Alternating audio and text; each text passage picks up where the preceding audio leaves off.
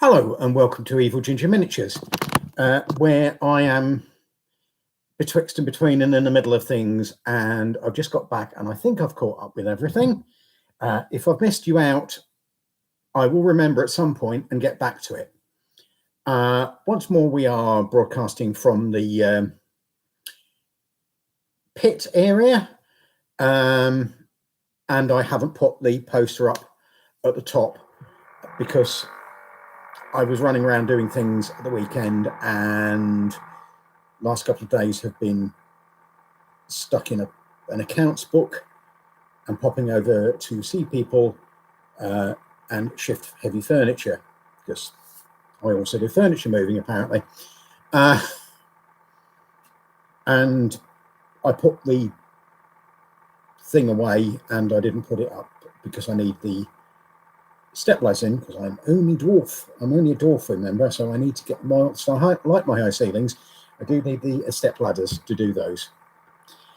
Today is going to be a little bit disorganized in that I haven't actually got a plan at all for today. Though I will show you that I managed to get some slightly less expensive painting glasses. I'm waiting for eBay to provide me with the clip-ons that go on top of these, but these were Boots ones, and they were only £15 each as opposed to 20. Still horrendously expensive, and I'm going to have to put my price up to John Martin, you know, just to wind it up if nothing else. But these should be, and because they're fairly flat across the top, I shouldn't have the problem with the clip-ons sliding left-right. Can't put them on my ordinary glasses because my ordinary glasses aren't powerful enough, and I discovered that whether or not you put have a finish on them, it scrapes them. So I need glass lenses, and you can't get glass lenses for love nor money. So I need a proper optician that's prepared to grind glass lenses and get some proper glass lenses for the whole scene what I'm doing. The other thing about glass lenses is if you put them in the right, is that you can clean them. You can generally, if you get toughened glass lenses, you can get paint off it without it causing a problem. Because I used to have a pair of years and years ago working glasses with the little side bits on them that made them safety glasses, and they lasted marvelously. I think I broke the sides off because I've got a big head. As I say, have you been warned, if I get big-headed, I'm probably going to have my hats made bespoke, because no one seems to do them that size. And my cycling helmet is enormous grade. Everybody else are pinheads. That's what I say.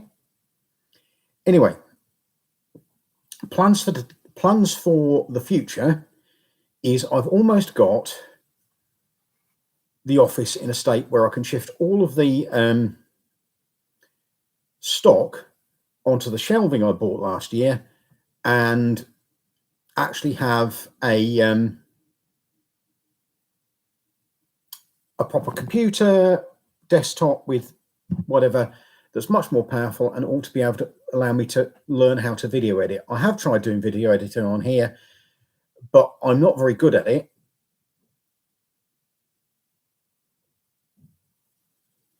Hang on, is there someone knocking on my door? I don't think so. It might just be someone putting a leaflet through my door, which unfortunately is downstairs from here. And if they don't knock, you can't hear properly, especially with all the earwax that I've still got in my ears. Why does it cost 60 quid to get your ear syringe nowadays? Anyway, that aside, and a little bit of entertaining reality, let's continue. Basically, I will have a proper computer set up within about a month, and I will be able to do the internet stuff far more easily than I can at the moment. I'll also have a couple of screens so I can actually move stuff around and edit things and have documents and actually do scripts. So I can use one as an auto prompt and read to script and things like that. So it's going to make life a lot better, and it also means that I am going to be able to do some hobby stuff as well on the computer, which would be nice, because whilst this machine is powerful enough to do the hobby I want to do, it really doesn't support a second screen, and dyslexia issues mean that a second screen is really, really useful, especially if you've got reference documents off to one side. The other thing about the office is that I will have table space to put things that I can show you when I'm doing live streams like this one. These will continue. They will be back on Tuesday though.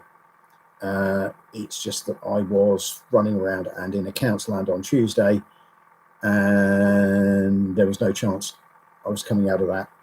I got a request for commission this afternoon, or at midday today, and I took about 4 hours to get back to the chap, and I've never done that. My internet connection is complaining. Right, okay. That is the other thing that will improve. At the moment, I'm using wireless, and it's a little ropey. When I've got the computer installed properly, I will have wired internet, and wired internet is A, faster, and B, less ropey, especially when it's got to go from the router, which is downstairs in the workshop, up through a floor, past various bits of metalwork that people have installed when they converted the building into one room downstairs to replace the supporting wall and that sort of thing. But I will be wired into the internet, so there won't be any little warnings and possible dropouts because the Wi-Fi has decided it doesn't like it. I mean, periodically the router will decide it doesn't like it, but that's rarer than the internet being dodgy.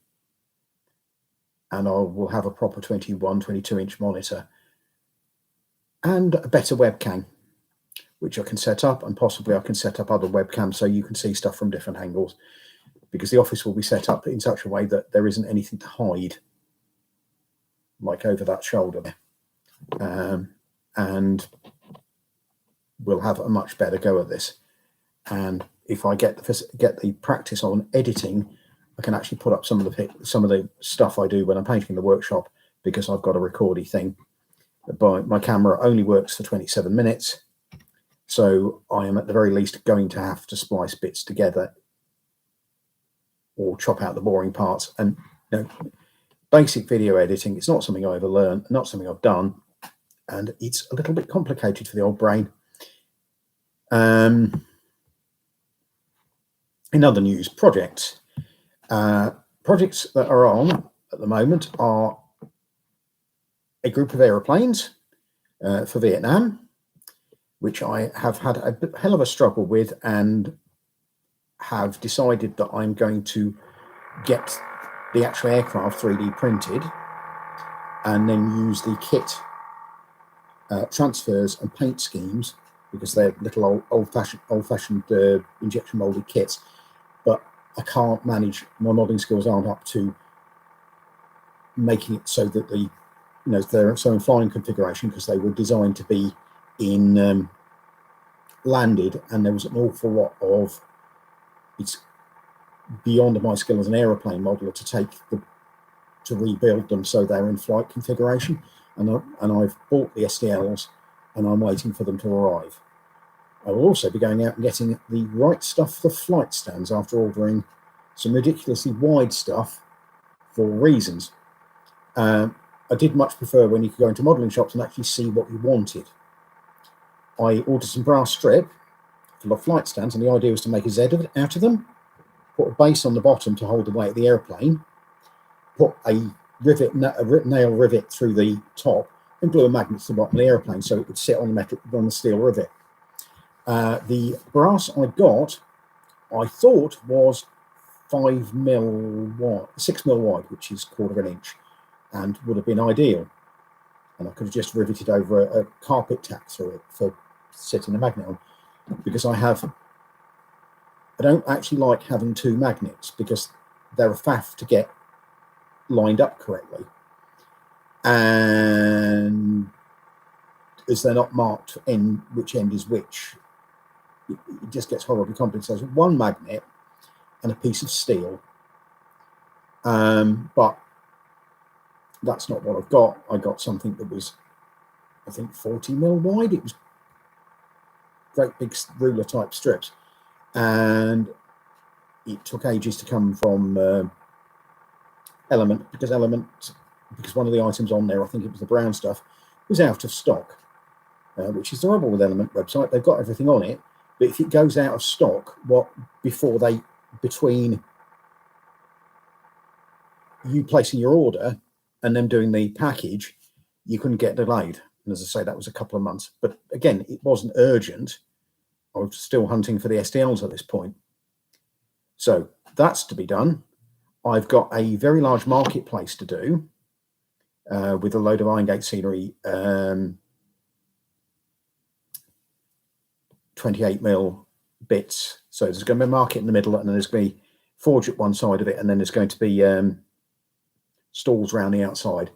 And I'm still working on how to get that as geomorphic as I can, because there's meant to be streets coming out, and you name it. It's going to be quite a thing.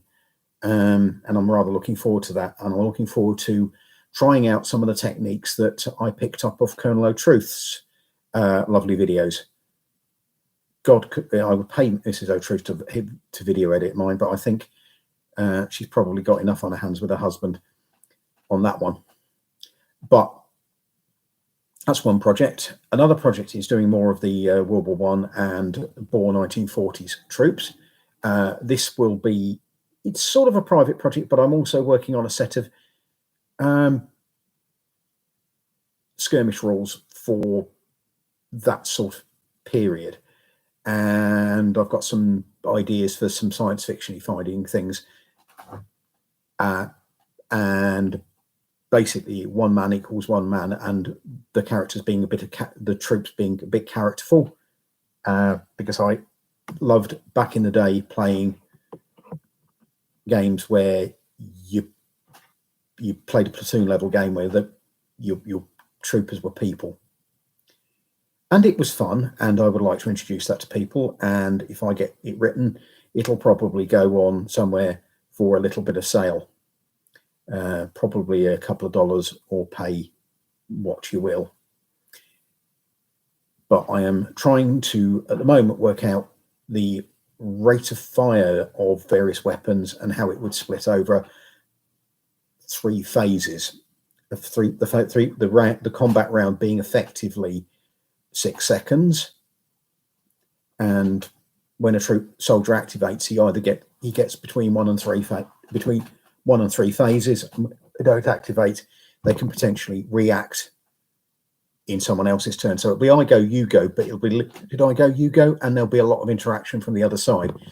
So you won't get a situation where, if you do it right, you exterminate the enemy necessarily without them having a go back. I was very taken with not the current edition, but the edition before now of Infinity, where the acting party got more shots in than the defending party, but the defending party still got to reply mostly, and it was a bit, it was a nice game. And I've yet to get into I4. That's another thing I want to do on the game, on the video, and record things when I've got to that. So I want to do some I4 skirmishes and get me up to speed with that. Maybe recruit a victim to play the other side, and I've got various other gaming things worked out, mostly figure-based things. Guards of Traitor's Toll is on the radar. Blood on the Sands is on the radar. I've got the Kickstarter for that. And then I've got a huge bill from the company's house, and had to reduce my donation to that. Would put it back up again, but that will have to wait till the pledge manager comes out, unfortunately. But I will be running that, and I might even be running a participatory one, because I intend going back to Books and Banter at some point and actually running a campaign down there with me reffing. Other thing is Baron's War. Barron's War have finally done what I wanted them to do for ages, which is produce a complete plastic range. By the end of this quarter, which is a couple of weeks from now, it's actually April the 5th, they will have peasants on foot, sergeants on foot, knights on foot, mounted knights, and sorry if I'm not trying to make movies, mounted knights and mounted sergeants. So you'll be able to do everything you can in a Barron's War retinue out of plastic. And I love my plastics, and I love my converting plastics, and I have every intention of putting 500 or 600 point warbands on the eBay shop, which again is another thing I'm going to be doing some more work on, because it has been rather neglected. And the other thing is with a computer is I've got big enough I can have the eBay shop open all the time and just keep a better eye on it, because it closes. I close and I forget about it. Also should be more active on Blue Sky and various other stuff like that. But there's more to come. I'm feeling a lot better, and we're back up and running. Take care, everybody, and goodbye.